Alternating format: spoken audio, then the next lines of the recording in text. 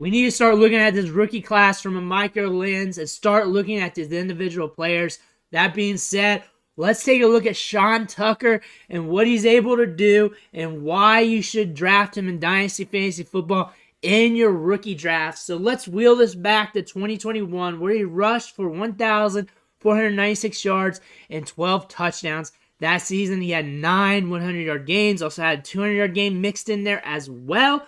Then this season, he rushed for 1,060 yards and 11 touchdowns. He had 5 100-yard games, also caught 36 passes for 254 yards and 2 touchdowns. In the passing game, he also had an average depth of target of 2 yards and averaged 8.2 yards after the catch per reception. And in 2021, he averaged 13.3 yards after the catch per reception. What that tells us is that once he catches the ball, he has some explosiveness to house it, to get downfield, to make things happen.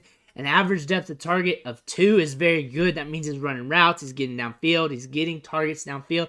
Most running backs, they have an ADOT of around 0 or behind the line of scrimmage in a negative. So when you see this in a positive, especially over 1 and at 2 or more, that's a good sign to see. And one thing you'll notice on tape is he runs a lot of wheel routes, and he does get targeted downfield a little bit. He averaged 3.51 yards after contact per attempt on his career. He had 2.79 yards after contact per attempt in 2022, and then followed that up in 2021 with 4.11 yards after contact per attempt. 2021 was his huge productive season on the ground. He ran 94 more routes in 2022 compared to 2021. Saw 50 more snaps in the slot in 2022 as well. Just used more in the passing game, really. They passed for 2,500 yards in 2022, and they were just barely over 1,000, probably pushing around 1,500 yards or so, 1,300 in 2021. So we saw more volume in the passing game, and then we saw a little bit more efficiency from the quarterback in their passing game as well, with a completion percentage around the mid-50s up to around the mid-60s in 2022. Syracuse had 5 more pass attempts per game in 2022 compared to 2021 and 6 less rush attempts per game in 2022. So the volume decreased in the running attack and increased in the passing attack, mainly due to efficiency, game script, and we were just getting more volume in the passing game as well. So one of the indicators of why the numbers dipped, we also saw him run more routes, used more in the passing game, which is always good from a fantasy perspective. Getting used in the passing game is always good for PPR, also gets you more volume as well. So that's a great thing to see. We saw him house some runs, we saw him make some big plays, had that huge 1,400-yard season, and then came back with another 1,000-yard season, which is always good, and also increased his production as a pass catcher out of the backfield. Some things to note from film is he's a very decisive runner, and he sees the hole quick. He's smart with a good engagement to the line of scrimmage, reads his blocks well, knows how to read the momentum of his blockers along with the momentum of the defenders, and with that, he's slick with the dead leg and covers a lot of ground when he's moving laterally because he has very smooth feet, kind of glides when he's moving east to west, and he doesn't overly move east to west. He does it a right amount. There are sometimes, naturally, he might do it when he shouldn't have, but honestly, he's very decisive. He knows to get downfield, has a nose to go north and south when he needs to, but can still hit it laterally as well. Good short area quickness, can turn and burn with those legs, has home run hitting speed to boot. We have him clocked in at 20 to 21 to 22 miles per hour on some of those runs. This guy's a home run threat and can score from anywhere on the field and can also get the edge, and we should be able to see him get the edge at the NFL level as well. He's listed at 5'10" and 210 pounds. We'll definitely know where he's at in the combine. He might be a shade shorter, and then the weight should be somewhere around that area. One thing I want to note, though, his legs look pretty thick. He looks like he's very compact. Should be able to handle some sort of load at the next level. I wouldn't be able to expect him to be a 25 carry guy. We don't really see that anymore at the NFL. Those are rarity, but just eyeballing his frame, you can tell he can handle a workload at the NFL level. How much? We'll have to see. He's not overly big, but he's not small either. He's got some thickness on the legs. Arms not too bad. Looks good on tape as well. like I said earlier, has a nasty wheel route, and with his feet, he can change directions on a dime, allows him to run routes well, sells him all right for a running back, but really, he can pivot and move and change and move laterally instantly, and that allows him to create separation from defenders and really ghosts a lot of linebackers, and sometimes the defensive end tries to cover him, and it's no way Jose on those either.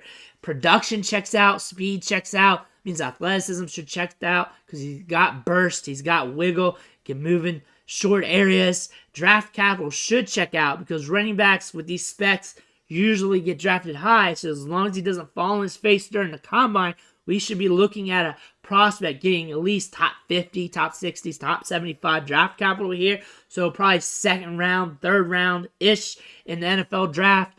But in rookie drafts, I'm seeing them fall somewhere in the second round sometimes. And that's happening here lately. You're just catching it on Twitter here and there. And I feel like that is a huge discount because he's a high-end producer who's going to check out with some athleticism. We already have that marked with the miles per hour data. We all see the burst on the film. We have the production.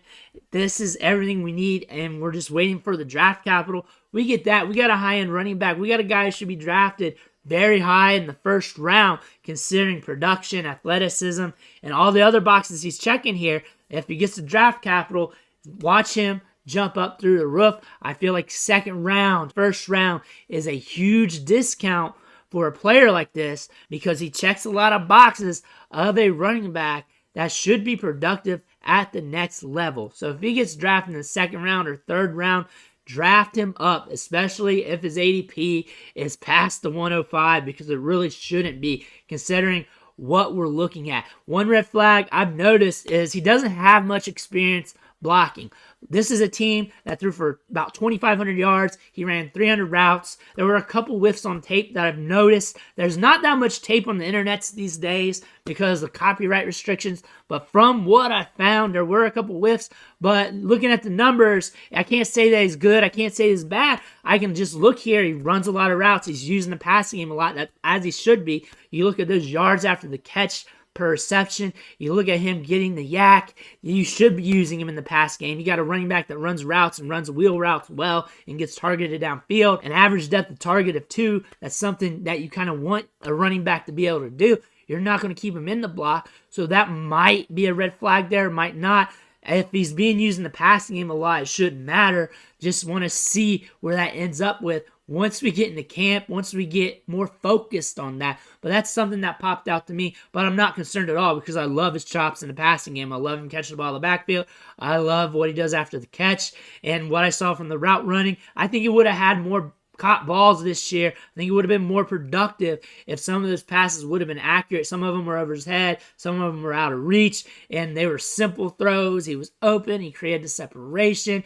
And I feel like he would have had more in the passing game this year, which would have elevated his stock and fantasy, would have got him put on notice a little bit more if those would have connected. But with that being said, I like Sean Tucker, and I think he needs more hype. I know a lot of people looking to draft him in the first round, but I think he needs to be put in a discussion as a must-get guy, a guy that everybody needs to be looking at highly in rookie drafts because everything's checking out. The only thing we need right now is the draft capital. We just need the NFL to mark its stamp of approval. Looking from what we see, as long as he doesn't fall on his face at the combine, it's going to check out.